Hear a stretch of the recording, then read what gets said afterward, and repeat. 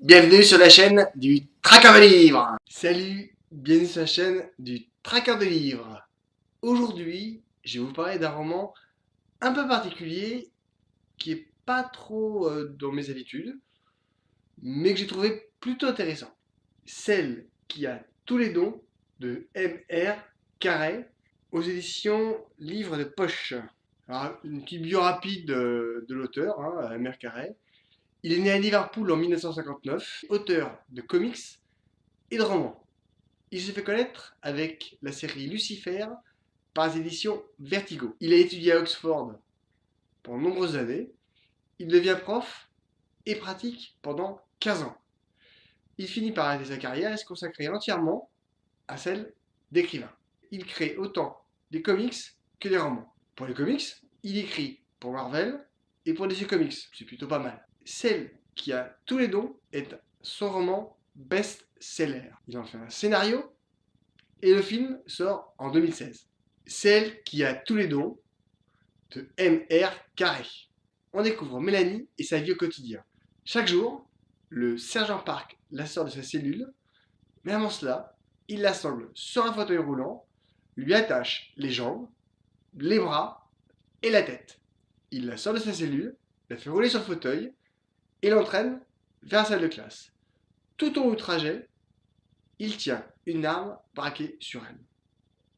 Mélanie, elle, se laisse faire. C'est sa vie du quotidien. Chaque jour, le sergent et son équipe la sortent de sa cellule. Il y a une procédure, elle la suit. À 10 ans, Mélanie n'a aucun souvenir de sa vie d'avant. De toute façon, aujourd'hui, c'est le jour de Mademoiselle J. Mademoiselle Justino. Dans sa classe, une fois que les militaires ont installé les enfants, Mademoiselle J leur raconte des histoires.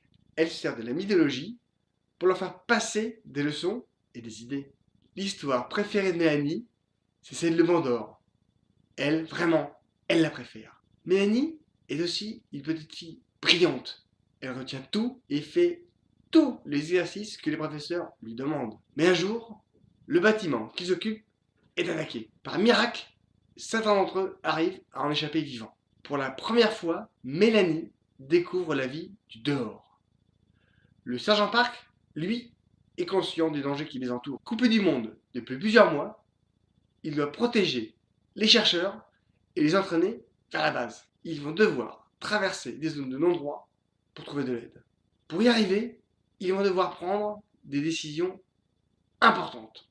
À partir de là, je ne peux pas vous en dire plus. Le quatrième de couverture choisit de ne pas aborder le style pour laisser au lecteur la possibilité de découvrir le genre post-apocalyptique. Un roman bien construit avec des personnages qui les accrochent. Avec eux, on découvre ce qui nous entoure. On ressent leur peur. À travers les ellipses, on apprend comment le monde a été bouleversé et la raison du projet militaire. Avec Mélanie, on découvre le fléau qu'elle voit tout autour d'elle. Chaque personnage du roman nous permet d'appréhender l'histoire. Je n'ai pas trop d'expérience dans ce type de roman, mais une chose est sûre, quand on a commencé, on va aller jusqu'au bout. L'auteur choisit de prendre peu de personnages pour mieux travailler l'histoire et leur réflexion. Des scènes pleines d'action, de rebondissements et de suspense. Un roman à découvrir.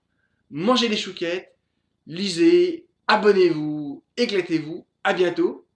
Au revoir, salut. Celle qui a tous les dons de M.R. Carré aux éditions Livres de Poche.